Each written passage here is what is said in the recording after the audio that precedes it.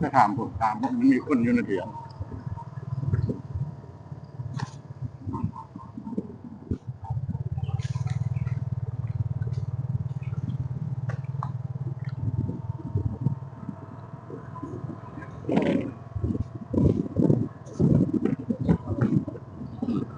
เราไปบนขุนน้ำนะ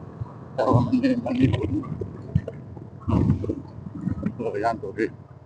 ทางมันเอียงนั่นตัวเนี่ยหอยรถมันเอียงเห็นว่าเห็นไปน้อยเขาออกมาแต่คุณเอาว่าขุนน้ำจากน้ำยังคือเมื่อถามเลยเจ้าจากห้วยน้ำยัง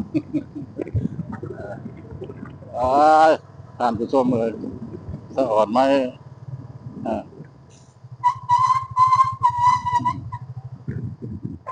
มารถกันเด้อมารถขับไปทางไหนลายทั้งพี่ทั้งพี่ทั้งพี่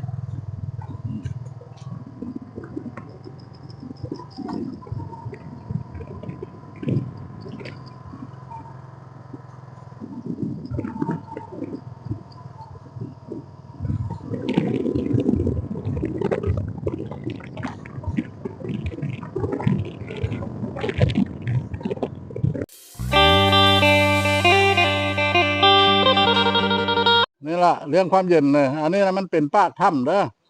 มีตะหินก้ายกองก็เยอะเพิ่นขีดตันไว้ทางในก็ซีเมนต์มีอุโมงค์กว้างขวางแล้วฮะแต่เฮาบ่สามารถเข้าได้เนาะที่ได้แต่เก็บภาพบรรยากาศให้ท่านผู้ชมเห็นรอบๆเนาะรอบๆทั้งข้างมาเด้อพี่ๆน้องๆ FC ภายในหรือต่างประเทศมาลิ้นมาเที่ยวอยู่ที่สถานที่ท่องเที่ยวกับท่องเที่ยวแบบว่าธรรมชาติได้มันมีขุนน้ำเด้อขุนน้ำละใหญ่เย็นน้ำในใสเห็นฮอดงอนดินเลยเราก็มาเที่ยวถ้ำเที่ยวผู้ด้วยถ้ำองค์ตื้อตั้งอยู่ที่บ้านตาดเด้อมากราบมาไหว้มาขอพรปีใหม่ท่านผู้ชมเลยมาพอบ้านพะเลาะในบ้านบืนเก็บภาพบรรยากาศอยากให้พี่ให้น้องเห็นเห็นแล้วก็ขอเชิญชวนเนาะมากราบมาไหว้พญาองค์ตื้อแล้วก็มาลื่นน้ำกินข้าวป้ากระโบไก่แล้วพอบ้านพอเลาะขี่มอเตอร์ไซค์มายังฮอตนะคักหลายละเอ้ยน้ำเย็นสบายเลยแม่นคักหลายพร้อมครอบครัวมาบางเทื่อมาเทื่อหน้าที่เอาครอบครัวมาค่อยกันเลยเท่าแล้วเอา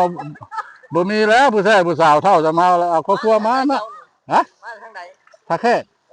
อยู่กับตัววงเวียนรักสองอะไรครอบครัวแล้วก็มันเป็นลิ้นไปเที่ยวบางเก้าหลายก็เมื่อยไปละอยู่แถวซิมียังทำแอนท่าพลังบ่ลิ้นก็เดียวนะฮาดแม่นอันนี้บ่ได้เคยมาจักเท่าเห็นเพิ่นลงเพจลงไลน์เพิ่นมาเปิดปีท่องเที่ยวทางภาคทางรัฐน่ะเด้อก็เลยตามมาเห็นแล้ว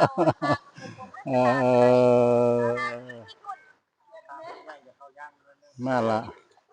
มาทบิดละมาแวะบ้านนั้นบ้านอย่างบ้านละวัดกวนพันบ้านกวนพันแล้วมาพังลำมหาไส้ไอ้อย่างนะไอ้อย่างไอ้ริ้วคักหลายโอ้ยค่อยบ่สอนอย่างค่อยสอนป้าไม้ยินมาเปล่าค่อยบ่สอนอย่างอ่อนป้าไม้เพิ่นอนุรักษ์ตามเบิ่งเนาะคันแม่นให้บักในเรื่องแล้วคนมักจะได้เห็นเฮือนนี่มันมั่นไม้เนี่ยมันมั่นจ้าสบายเย็นสบายค่ำแล้วก็เมื่อลูกหลานเอ้ย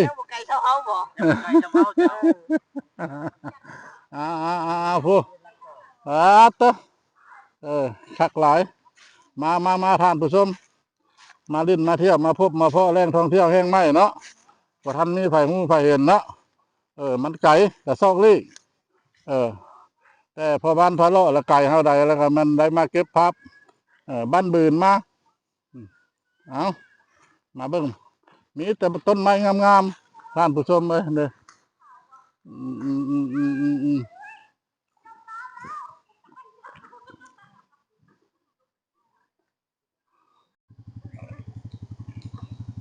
ขึ้นก้อนขึ้นก้อนวิดโนนก่อนไปท่าอยู่โนนวิดโนนก่อนอืมอืมฮะท่านผู้ชมเลยเนาะการเก็บภาพบรรยากาศอยู่ที่อ่าอันนี้เนาะแหล่งท่องเที่ยวถือว่าธรรมชาติขุนน้ำอยู่ที่บ้านนาตาดเนาะเมืองอ่ายมราชเป็นขมวนก็ที่พอประมาณนั้นแหละเนาะมาวันนี้แล้วก็ทางพ่อบ้านพะเลาะก็เออได้เก็บพระไปสำนี้แล้วก็ถ้าพอได้หูเห็นแล้วก็กรุณากดไลค์กดแชร์กดติดตามให้ทางพ่อบ้านพะเลาะเนาะอันนี้ก็มันมีห้วยน้ำอีกห้อนึงก็ได้ขี่รถข้ามแต่ก็บ่เลิกดอกท่านผู้ชมเลยเนาะท่านหูเห็นแล้วแล้วก็กดไลค์กดแชร์กดกระดิ่งติดตามพ่อบ้านพะเลาะเป็นกำลังใจเนาะสบายดี